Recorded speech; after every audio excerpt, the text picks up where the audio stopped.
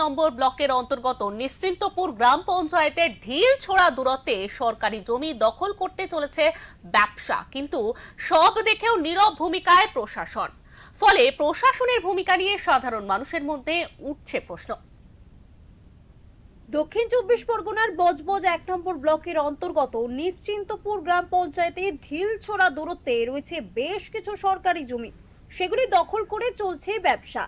এই প্রসঙ্গে অভিযুক্ত ব্যবসায়ীকে জিজ্ঞাসা করায় তিনি বলেন, জমি পড়ে আছে তাই ব্যবসা করছি, তো কি হয়েছে? जगह था बोल रहे मेरा नहीं है तो फिर तो रखते क्यों है? क्या है, सरकारी जगह रखा है तो क्या पड़ा हुआ रख रहा क्या कोई कुछ बोला नहीं? क्या बोल जगह का लूट के ले जाओ। কিছুটা দূরে আবার অন্যরকম এক চিত্র ধরা পড়ল। বেআইনিভাবে বালি কাটাই করে এখানে মাসের পর মাস ধরে চলছে ব্যবসা, অথচ পঞ্চায়েত প্রধান এই বিষয়ে কিছুই নাকি জানেন না। সভাপতিকেও জিজ্ঞাসা করায় তিনি বলেন, বিষয়টি আমার জানা নেই, যদি কেউ অভিযোগ করতো তাহলে নিশ্চয়ই আমি ব্যবস্থা নিতাম।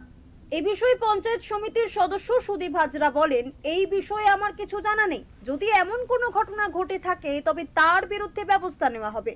তবে একটি ব্যাপার লক্ষ্য করা গেছে, নেতা থেকে সাধারণ মানুষ সবাই বিরোধিতা করলেও ক্যামেরার সামনে মুখ খুলতে চাইছেন না কেউই। সরকারি জমিতে দখল করে চাষবাস করার পাশাপাশি বস্তা সেলাই ব্যবসা চলছে জোর কদমে। কয়েক মাস আগে রাজ্যের মুখ্যমন্ত্রী নির্দেশিকায় বলেছিলেন, সরকারি জমি কোথাও দখল করলে তার বিরুদ্ধে ব্যবস্থা নিতে হবে, যদি ব্যবস্থা না নেওয়া হয় তাহলে তিনি কঠোর ব্যবস্থা নেবেন। তারপরেও সরকারি নির্দেশিকাকে বুড়ো আঙুল দেখিয়ে কিভাবে এই বেআইনি কাজগুলি চলছে, এর পিছনে কার মদত আছে, সেই প্রশ্ন উঠছে এখন এলাকাবাসীর মনে। দক্ষিণ চব্বিশ পরগনা থেকে সঞ্জয় মাঝির রিপোর্ট, ওঙ্কার বাংলা।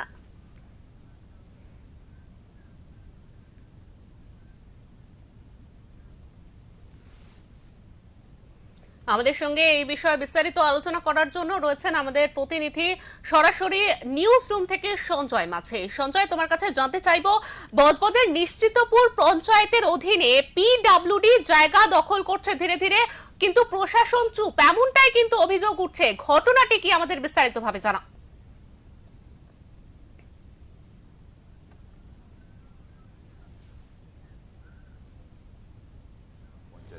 একাধিক অভিযোগ, একটা শুধু অভিযোগ না, একাধিক অভিযোগ। এখানে বামফ্রন্ট সরকারের আমলে একটি পার্ক ছিল, সুন্দর সজ্জিতভাবে সেই পার্কটাকে ধ্বংসস্তূপে পরিণত হয়েছে। এর আগে এই বিষয়টা একাধিকবার আমরা সম্প্রসারণ করেছিলাম, তারপর কিছুটা হলেও নড়ে চড়ে বসেছিল প্রশাসন এবং বিডিও পক্ষ থেকে ব্যবস্থা নেওয়া হয়েছিল। ঠিক তার অপোজিট সাইডে একটি খাল, যেটা ঝাঁ চকচকে রাস্তা, অপর সাইডে আছে বিবিআইটি হসপিটাল এবং কলেজ। যে রাস্তার দুপাশে প্রতিনিয়ত পঞ্চায়েতের প্রতিটা সদস্য সাধারণ মানুষ এই রাস্তাটা মূলত ব্যবহার করে থাকেন। কানেক্টিং বিল্লাপুর যে রাস্তাটা চড়িয়ালের দিকে যাওয়া খুব সহজ, বা এক কথায় বলা যায় আইসি ওয়াটারিং প্ল্যান্ট বা আইসি চিকিৎসা করার জন্য বিবিআইটি হাসপাতালেও যাওয়া যেতে পারে এই রাস্তা দিয়ে। মূলত এই রাস্তায় প্রতিদিন প্রত্যেক না কেউ রাজনৈতিক বা যারা রাজনীতি নয় এমনও ব্যক্তি সাধারণ চলাচল করে। সেই রাস্তার ধারে প্রকাশ্যে সরকারি অর্থাৎ পিডব্লিউডি জমির উপর বস্তা সেলাই করছেন, এবং সাধারণ মানুষ, যদি সে খুব নিটি পরিবার বা হতো, তিনি তার বিশাল অপোজিটে ওনার একটা বস্তার গোডাউন আছে, রীতিমতো বড় গাড়ি সেই গোডাউন থেকে মাল নিয়ে যায়। সেই বস্তার যত আবর্জনা সেই পিডব্লিউ জমিতে ধীরে ধীরে তিনি রাখতে এখন দেখা যায়, ইদানিংকালে দেখা যাচ্ছে সেই রাখার পরে এখন সেই লেবার দিয়ে সেখানে বস্তা সেলাই করছে, এবং কিছুটা দূরত্বে লক্ষ্য করলে দেখা যাবে তিনি চাষ করছেন। কি চাষ করছেন না, ছোট ছোট সিজনের সবজি চাষ করছেন। তা সাধারণ মানুষ বলতেই পারে যে দাদা সবজি কাজ করছে।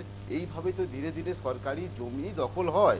এই বিষয়টা যখন আমরা জানালাম প্রধানকে, উনি বলেন বিষয়টা জানা নেই, এবং এই নিয়ে আমরা প্রতিনিধির সঙ্গে অর্থাৎ আমরা বিডিও অফিসে যোগাযোগ করি। বিডিও সাহেবকে আমরা এই বিষয়ে পাওয়া যায় না, কারণ বিডিও অফিসকে অধিকাংশ সময় বিডিওকে দেখা যায় না, কারণ মূলত তাকে এক কথায় বলা যায় উনি বাইরে আসে না বললেই চলে, এমনটাই বলছেন এলাকার মানুষ এবং সাধারণ মানুষ। ওনাকে দেখা যায় না। তারপর আমরা সভাপতির কাছে এই বিষয়ে জানতে যাই। সভাপতি বলে, কেউ যদি অভিযোগ করে, প্রশ্ন ওখানে অভিযোগ হলে তাহলে ব্যবস্থা নেওয়া হবে, অভিযোগ না হলে ব্যবস্থা নেওয়া হবে না। যে কেউ সরকারি জমি ব্যবহার করতে পারে বা দখল করে নিতে পারে, এমনটাই অভিযোগ। শিল্পা, তোমাকে আরেকটু বিষয় একটু বলে রাখি, কিছুটা ঢিলছোড়া দূরত্ব, ওখানে একটি ইঞ্জিনিয়ারিং কলেজ হচ্ছে, বড় বড় শিল্পাঞ্চল, শিল্প তৈরি হচ্ছে বিবিআইটিকে কেন্দ্র করে, আইসি ওয়াটারিং প্ল্যান্টে কেন্দ্র করে। প্রতিদিন বড় বড় 12 চাকা 14 চাকা 16 চাকা বড় বড় ট্রলার গাড়ি আসছে, সেই গাড়িতে মূলত বালি আসে, যে বালি পিডাব্লিউ রাস্তার উপরে কিছুটা বালি অবৈধ কিছু মানুষ একজন ব্যবসা করছেন, সেখান থেকে কিছুটা বালি উনি কেটে নিচ্ছেন, কেটে রেখেছে। কাটা অর্থ তোমাকে বুঝিয়ে একটু বলে দিই বিস্তারভাবে। মূলত যে কোম্পানিতে বালি যাবে, যে বালিটা কাটা হয়ে ভিতরে ঢুকবে, সেটা চোর পথে আবার বাইরে আসছে, সেই বালিটা ওখানে ঢালা হচ্ছে। তাতে আমাদের কোনো মাথা ব্যথা নেই, সেটা তো দেখাশোনার ভার প্রশাসন দেখবেন এবং যার কোম্পানি সেই কোম্পানি দেখবেন। কিন্তু মূলত আমাদের দাবি একটা, বা সাধারণ মানুষের দাবি বলা যেতে পারে, যেটা আমরা বারবার অভিযোগ শুনেছি এবং দেখতে পাচ্ছি, যে ঝাঁ চকচকে রাস্তা। প্রথমে আসি, সরকার তার তহবিল থেকে কোটি কোটি টাকা বরাদ্দ করে রাস্তা তৈরি হচ্ছে। অত বড় বড় যে গাড়িগুলো আসছে, কার মানে পারমিশন দিয়েছে, কে বা কারা পারমিশন দিল? রাস্তার ক্ষতি হলে কার ক্ষতি হবে? আপনার, আমার, জনসাধারণের ক্ষতি হবে। এবং ওই বালিগুলো রাস্তায় ফেলছে, কোথায় ফেলছে না পিডাব্লিউডি জায়গার উপরে বালিগুলো ফেলা হচ্ছে।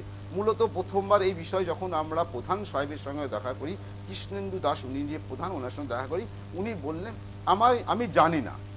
ঠিক আছে, ওনার পক্ষে সম্বন্ধে ব্যস্ততা, কিন্তু নিশ্চিন্তপুর গ্রাম পঞ্চায়েতের অধীনে একাধিক অভিযোগ, শুধু এখানে বালি নয়, একাধিক অভিযোগ। একদমই সঞ্জয়, সেখানে কিন্তু বজবজ পৌরসভার মধ্যে বেশ কয়েকটি জায়গায় বেআইনি নির্মাণেরও অভিযোগ উঠছে। একদম ঠিক শিল্পা, এই তো গেল পঞ্চায়েতের হাল হাকিকত আমি বোঝালাম। এবার আসি বজবজ পৌরসভা। বজবজ পৌরসভা মাঝে মধ্যে শিরোনামে আসে। কয়েক বছর আগে একটি বিল্ডিংকে কেন্দ্র করে কোর্ট পর্যন্ত ঘটনাটা ঘটে। অবৈধভাবে পারমিশন ছাড়া বিল্ডিংটি হয়, জনস্বার্থ মামলা করা হয়, তারপর বিল্ডিংটি ভাঙা হয়। অবশেষে এতটা প্রক্রিয়া করার পর অবশেষে কোর্ট থেকে হস্তক্ষেপ করে সেই বিল্ডিংটি ভাঙা হয়। আবার কিছু কিছু জায়গায় বেআইনি নির্মাণ হচ্ছে, বিষয়টা আমরা জেনেছি এবং আমরা তদন্ত করেছি। কিছুটা হলেও কাগজপত্র আমরা দেখেছি এবং সঠিক তথ্য নিয়ে আগামী কয়েকদিনের মধ্যে আমরা আবার সরব হব। শিল্পা। একদমই সঞ্জয়, তোমাকে অনেক ধন্যবাদ।